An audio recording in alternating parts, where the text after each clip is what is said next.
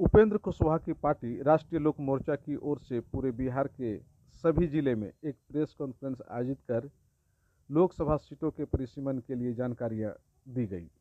इसी कड़ी में पूर्णिया में भी एक प्रेस वार्ता आयोजित की गई और बताया गया कि 50 वर्षों के बाद 2026 में परिसीमन होना है, किंतु दक्षिण राज्यों के कुछ सांसद इसके विरोध में हैं, जो कि पूरी तरह से गलत है, क्योंकि उधर 10 लाख की आबादी पर एक लोकसभा क्षेत्र है, किंतु उत्तरी बिहार में 30 लाख से 40 लाख की आबादी पर एक लोकसभा क्षेत्र दिया गया है, जो पूरी तरह से गलत है।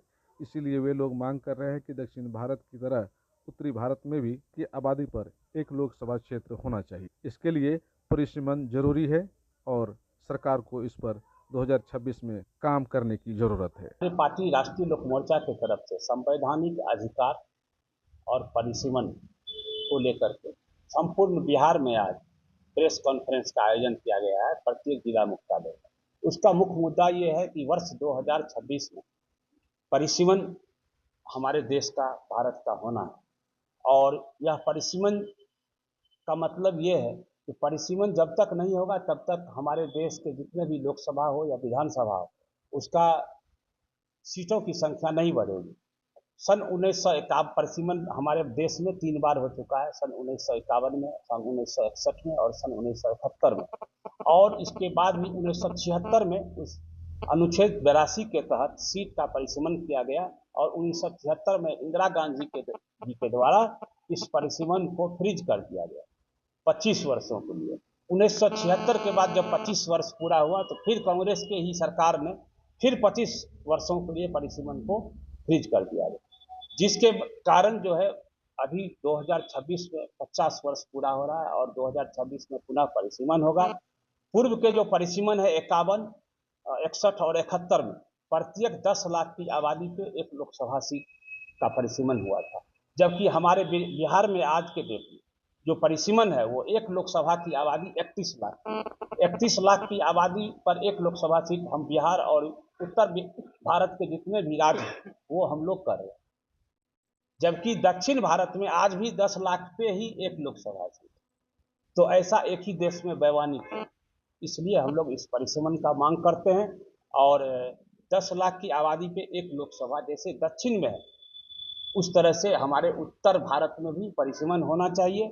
और इसमें सबसे बड़ी इस मुद्दे को उठाने का काम हमारे पार्टी इसलिए पहले कर रही है क्योंकि आज अभी परिसीमन में 1 साल बाकी है, लेकिन दक्षिण भारत के जो सांसद है वो अभी से ही परिसीमन को बाधित करने के लिए लोकसभा में इसको फिर से टालने के लिए, फ्रीज करवाने के लिए मुद्दा उठा रहे।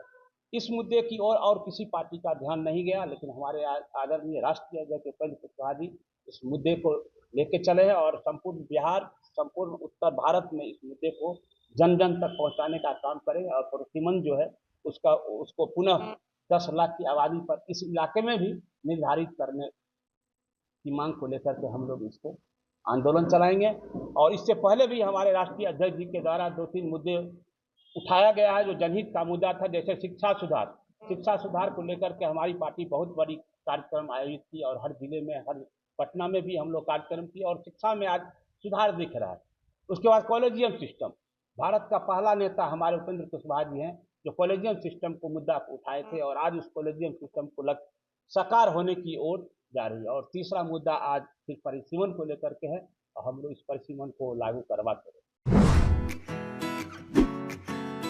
Aryabhata institute of technical education. अब आप बताइए, आप आईटी क्यों कर रहे हैं?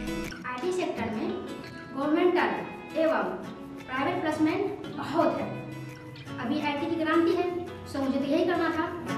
तो यहाँ आर्यभट्ट में होगा मौलाना मजरूल हक अरेबियन एवं फॉर्च्यून यूनिवर्सिटी पटना से मान्यता प्राप्त जिले का एकमात्र पैरामेडिकल आईटी एवं मैनेजमेंट इंस्टीट्यूट है। क्यों ना मैं इसे ही चूज करूं? आर्यभट्ट यानी कि सही फैसला। थैंक्स टू आर्यभट्ट इंस्टीट्यूट जिसने मुझे दिया कॉन्फिडेंस एवं आगे बढ़ने का हौसला। पारा मेडिकल कोर्स करें, नौकरी तुरंत पाएं। Contact number 7739023553। Campus office Kaptanpara near Durga Mandir Purnia.